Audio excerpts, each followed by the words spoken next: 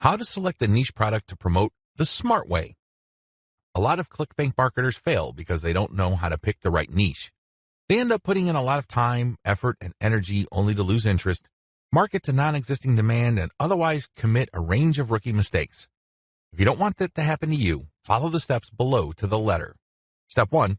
List out your personal interests. Right off the top of your head, write down your personal interests. These should be topics that you love talking about and are so interested in that you would talk about them even if you're not getting paid. Come up with a long list. As long as you're truly interested in these topics, write them down. Step number 2, filter by demand, search volume. Go to Google AdWords and create an account if you don't already have one.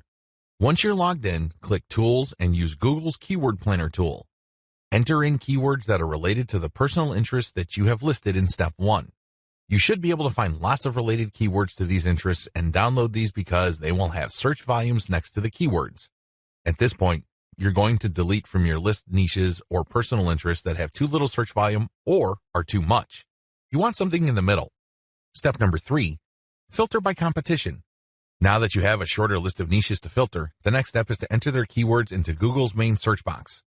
When you enter a search phrase into Google, you will get results, but at the top left corner, Google will inform you how many pages target that search phrase. Take note of this number and write them down next to each niche keyword.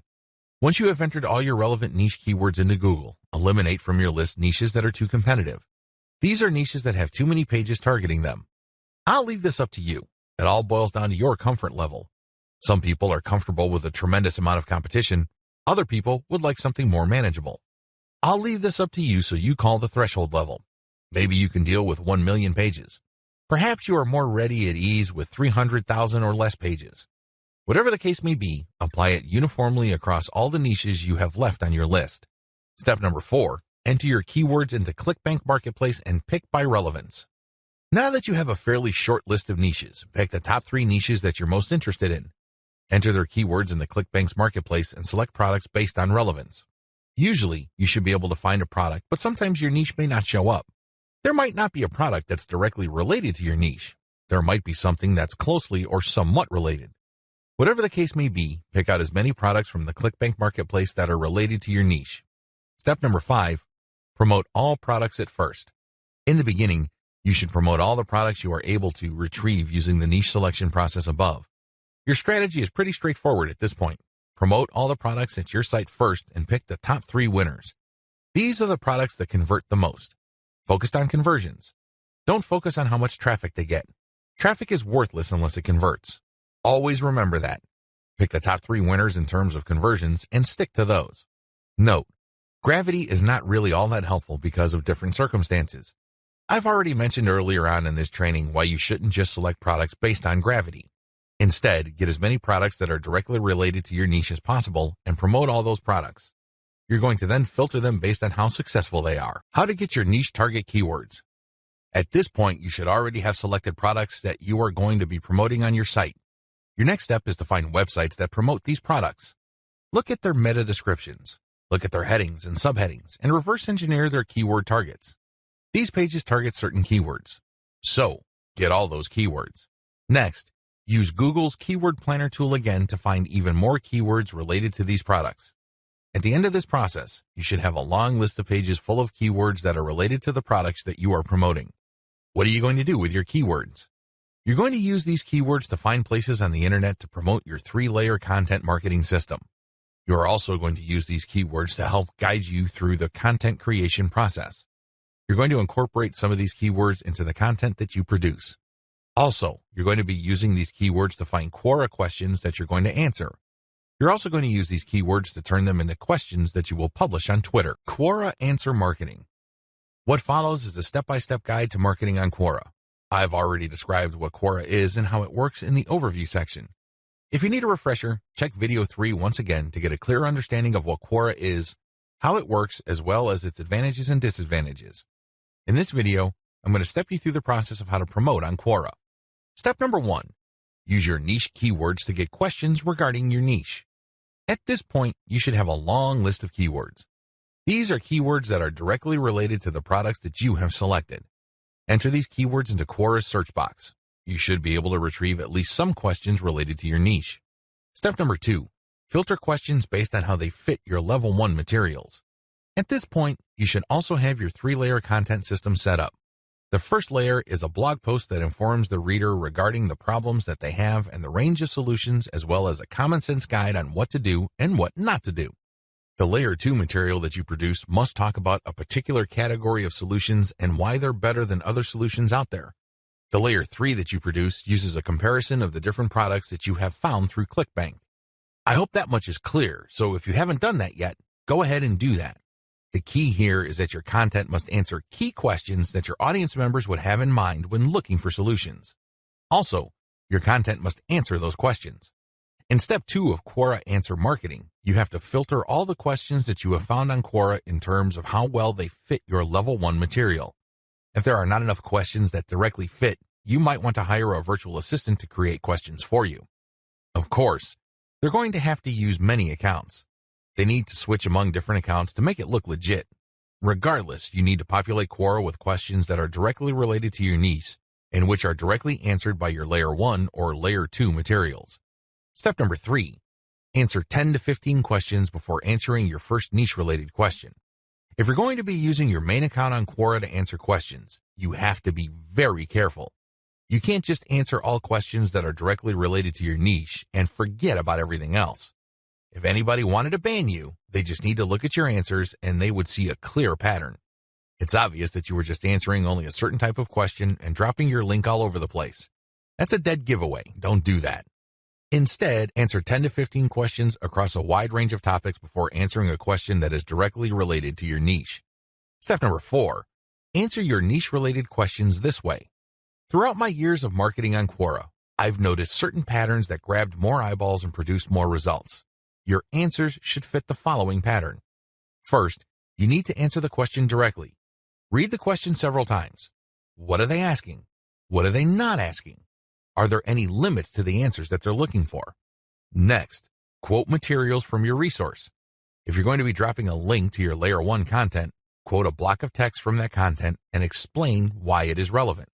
In other words, you have a specific answer to the question and then you quote from your source, which is your layer 1 content, and then there has to be a paragraph explaining why that content is relevant or makes sense in this context. After you've done that, you include a link to your layer 1 or layer 2 content and claim that this is your source. If you do this right, you're not going to get banned. Also, if you do this right, people who read your answer are more likely to click through. Step number 5, answer 10 to 15 questions before answering your next niche-related question. This is a big deal. You can't just answer only questions related to your niche. You're going to be too obvious when you do that. I suggest that you answer 10 to 15 other unrelated questions in a wide range of unrelated niches. When you answer these questions, drop links randomly. This is curated content that answers their questions and are extremely helpful. These links are not related to your niche. When you do this, you build authority. You begin to look like a legitimate and bona fide member of the Quora community. Step number 6, drop your target link 15% of the time and do not copy and paste. It's really important to establish a healthy ratio of linked posts on Quora. As I keep repeating, when administrators check your account, they must not see a clear pattern.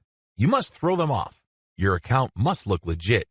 Your account must look like the account of somebody who truly likes helping people by answering their questions. How do you do this? Only 15% of your total posts link to your own pages. The rest link to other third-party content or do not have links at all. Also, none of your posts are simple copies and pastes of each other. You're not just using some template over and over again. If you are able to do this and you are able to maintain a 15% ratio, you probably will not get banned for spamming. I can't guarantee anything, but the chances of you getting banned are going to be lower than people who just drop a link every time they post. Comment on blog posts that use Facebook comments. Here's the step-by-step directions you need to follow for this marketing technique. Step number 1, use your targeted keywords in Google to find blog posts that use the Facebook Comments plugin. Use this search parameter, your keyword or key phrase here, plus Facebook Comment plugin. Of course, modify that search string with your specific keyword. You use one keyword at a time. I know you have a lot of keywords on your list. Do unique searches for each one of your keywords using that string, and you should be able to retrieve a lot of results on Google. Step number 2, go through each result and filter them based on relevance to your layer 1 content. Click through each and every result. Read each post. Does it make sense to comment on this post and refer to your Layer 1 content? Is there a strong enough connection? If the answer is yes, then copy and paste that result to a separate file and keep filtering your results. At the end of this process, you should have a long list of blog posts that use the Facebook comment plugin that are related enough to your niche. Given this topical similarity, it's easier to post your link on your responses to these posts. Step number 3, answer issues raised by the blog post. It's very important to signal to whoever wrote the blog post you're commenting on that you actually read their post. This means you're going to avoid posting, "Hey, good job," or "I love this post," or other similar garbage. Instead, you're going to repeat some of what they said and explain your understanding of it. Then, you're also going to raise issues with them or raise questions. You may not agree, and say so. After you do that, raise key points that are related to your Layer 1 content, and then quote a segment of your content and then post a link. Done properly, your comment is not going to look like spam.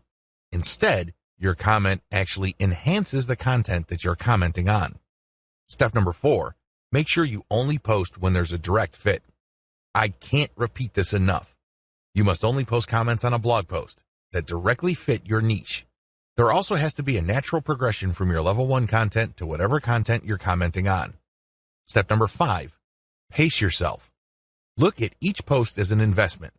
It's going to take you some time to craft a winning comment. You can't rush through this. You can't post garbage. You definitely cannot copy and paste the same answer over and over again. This is why you need to pace yourself. Each comment should be at least 200 to 300 words if you're doing this right. Obviously, you can't do this all day, so set up a schedule where you're commenting maybe 10, 20 times per day. The good news is this is an investment. If you're only posting high-quality materials, chances are most of your comments will not be taken down. Also, chances are people are actually going to click through. Shortcuts. Hire a virtual assistant from CongoPlus.com for only $30 per day. Not only can you set quotas with them, but they only list people who have a college degree and who have a strong command of the English language. Similarly, you can hire virtual assistants from places like Fiverr.com. Whatever you do, make sure you screen English proficiency if you're going to ask them to help you with this form of ClickBank marketing.